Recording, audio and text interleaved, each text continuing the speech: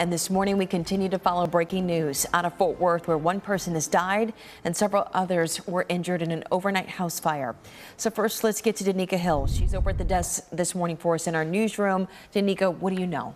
Hey, good morning. Yeah, this is something we've been monitoring for several hours at this point. As you mentioned, we do know one person was killed in this, and we can confirm that that is a child. Officials calling them a school-aged child. So I want to take you out live to the scene right now, and you could see some of the damage in this home. Now that we're getting a little bit of daylight, you can start to see just how much destruction was done out there. And obviously our view is obstructed right now with a fire truck, but overall, you can see the overwhelming destruction in this home, just that window burnt out there. Police and fire crews tell us they started getting calls around 3:05, and then a few minutes later, as they were en route to this home, that's when they were made aware that there were potentially people stuck inside of this home. And they say when they got to the scene, they began rescue efforts and was able to pull out 2 people who we do know are children. And again, we do know that there were 4 victims in this, 1 child killed, 2 other children taken to the hospital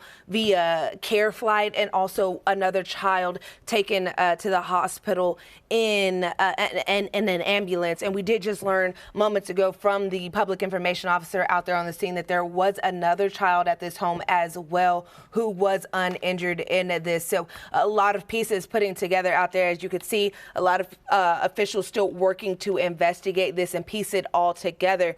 Officials also told us out there on the scene that there was another bystander injured in this as well. Our Lacey Beasley is out there live on the scene. Lacey, I understand you have some more information about that other person injured out there on the scene. Hey, that's right. Good morning, Danica. Now we'll get to that bystander sound in just a second, but for right now, we are seeing that the scene behind us is clearing out. We're entering about hour 3 of this investigation. This fire happened right around 3 o'clock this morning. We have seen fire trucks beginning to leave. More police are leaving. There was family out here earlier. I'm not seeing them right now, so it appears they've left the scene right now. But yeah, it's a super devastating scene this morning. 1 child was killed in this fire, 3 others injured, 2 were airlifted, 1 was taken by ambulance, and then we're also learning, like you said, Danica, a 5th child that was uninjured. But the scene is clearing out this morning. Just moments ago, we did talk to the girlfriend of the bystander who ran into the burning home to try saving these children. Take a listen to what she says. He said when he got in, he saw like 2 little girls that looked like they were on the floor dying, they're dying. He had picked up where he picked them up. He grabbed one, he said, not threw her, but placed her onto the ground and went back in, and he saw the other little girl and grabbed her. I would definitely consider him a hero. For him putting himself and doing just being who he is, running in there, not thinking twice of it. He said he thought about the babies, and that was his immediate thought, was the kids.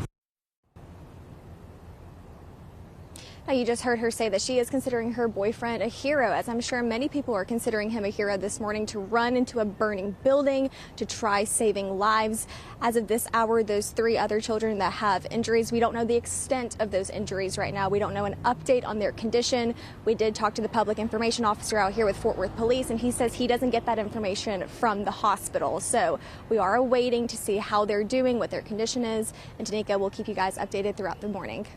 Right, and we appreciate your update there, Lacey. One other thing that I want to note as we're looking out there on the scene, you may notice ATF, which are arson investigators, but we did speak with the public information officer out there who told us that that is just typical protocol. They're not necessarily saying that this is arson right now, but that is a part of the investigation. And as you could see, although some of the crews are leaving there, this investigation is ongoing. Police are asking people to avoid this area as they work to clean up that debris and really get into it and figure out exactly what caused this fire. Of course, we are going to continue to work to get updates on the condition of those children and also an update on this investigation. We'll bring you those details here from the desk. It's devastating. Well, Danica and Lacey, thank you both so much.